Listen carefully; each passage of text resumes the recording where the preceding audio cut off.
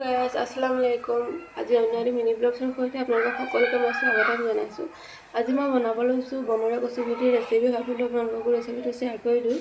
যদি মোৰ চেনেলটো ভাল লাগে বা ভিডিঅ'টো চাই ভাল লাগে লাইক কৰিব, শ্বেয়াৰ কৰিব আৰু ছাবস্ক্ৰাইব কৰিবলৈ নাপাহৰিব। ঘৰৰে বাৰীৰে খান্দি থোৱা বনৰীয়া কচুগুটি অলপ মই ভালদৰে ধুই পখালি চাফ চিকুণ কৰি ল'লোঁ। তাৰপিছত এতিয়া মই বইল হ'বলৈ দিম কেৰাহী এখনত। এনেদৰে যেতিয়ালৈকে কচুগুটিখিনি সিজি নাযায় তেতিয়ালৈকে আপোনালোকে বইল কৰি ল'ব। বইল হোৱাৰ পাছত আপোনালোকে যিকোনো পাত্ৰ এটাত কাঢ়ি ল'ব। কাঢ়ি লোৱাৰ পাছত ঠাণ্ডা হোৱাৰ পাছত এনেদৰে বাকলিটো গুচাই ৰেডি কৰি ল'ব। মই কচুগুটিখিনিৰ কাৰণে কচুগুটিৰ তৰকাৰীখিনি দিবৰ কাৰণে মই লোকেল মাছ লৈছোঁ। আপোনালোকে লোকেল মাছ যিকোনো মাছ ল'ব পাৰে। মই মাছখিনি ভাজিবৰ কাৰণে তাত নিমখ হালধি সানি ল'লোঁ। এইফালে কচুগুটিখিনি ৰেডি কৰি ল'লোঁ। কচুগুটি দিবৰ কাৰণে মই ঔটেঙা লৈছোঁ আৰু এইফালে নহৰু আৰু জলকীয়া খুন্দা মাৰি ল'ম। মই ঔটেঙাখিনি সৰু সৰুকৈ কাটি লৈছোঁ। আপোনালোকৰ যদি ঔটেঙা নাই তেতিয়াহ'লে আপোনালোকে যিকোনো নেমু টেঙা বা অন্য টেঙাও দিব পাৰে। মই ঔটেঙা আছিলে কাৰণে ঔটেঙা ল'লোঁ। আপোনালোকে ঔটেঙাটো ডাঙৰ ডাঙৰ কাটিও ল'ব পাৰে। এইফালে মই খুন্দি ল'লোঁ নহৰু আৰু জলকীয়াখিনিত। এইফালে মই তেল গৰম কৰি পিঁয়াজ দি অলপ ভাজি ল'ম।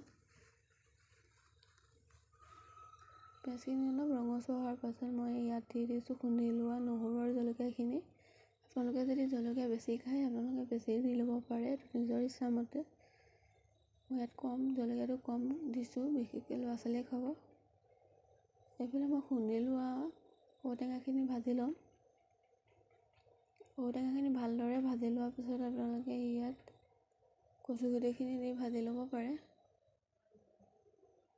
মই ইয়াত কাশ্মীৰ লাল মিৰ্চ অকণমান ইউজ কৰিছোঁ, আপোনালোকৰ কথা, নিদিলেও একো আপত্তি নাই।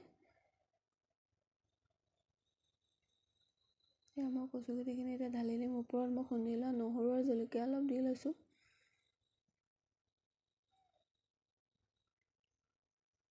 ভালদৰে এনেকৈ মিক্স কৰি ভাজি ল'ম অলপ সময়। কম জুইত এনেকৈ অলপ সময় ভাজি ল'ব। জুইত নবনালে আপোনালোকে যদি গেছত বনায় ল' ফ্লেমত দি অলপ সময় ভাজি ল'ব, 10-15 মিনিটমান। তাৰপিছত দিব ইয়াত সোৱাদ অনুযায়ী নিমখখিনি দিওঁ। মই অলপ সময় ভাজি ল'লোঁ। খুব কম জুইত ভাজিছোঁ মই, যিহেতু জুইত বনাওঁ। জুইত বনালে তৰকাৰীখনৰ সোৱাদটোৱে বহুত বেছি বেলেগ হয় ন। মই সকলোবোৰ বস্তু মই জুইতে বনোৱা হয়। এইফালে মই ভালদৰে ভাজি ল'লোঁ। ভাজি লোৱাৰ পিছত এতিয়া মই নিজৰ আন্দাজমতে পানী দি দিছোঁ। আপোনালোকৰ নিজৰ আন্দাজমতে পানীটো দি দিব।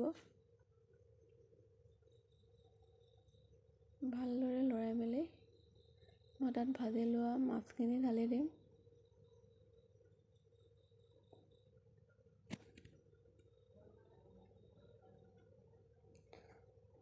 মাছখিনি দি অলপ লৰাই পেলাই 15-20 মিনিটৰ কাৰণে মই ঢাকনা মাৰি দিম। যেতিয়া উতলিব তেতিয়া আপোনালোকে কচুগুটিখিনি অলপ ভাঙি দিব পাৰিব।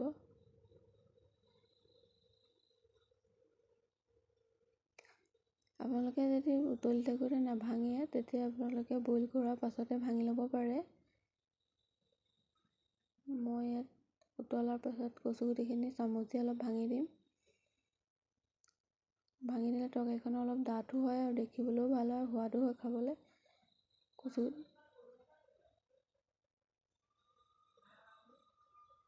মোৰ তৰকাৰী ৰেডি হৈয়ে গ'ল আৰু।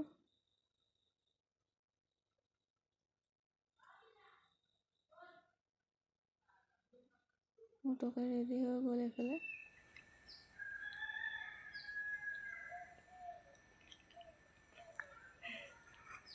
কি হৈছে? আপোনালোকে এই ভিডিঅ'টো চাই যদি ভাল পায় লাইক, শ্বেয়াৰ, কমেণ্ট আৰু ছাবস্ক্ৰাইব কৰিব নাপাহৰিব। ৰ'ব আপোনালোকে এই ৰেচিপিটো খাই চাই যদি কমেণ্টত জনাব নাপাহৰিব। Bye bye.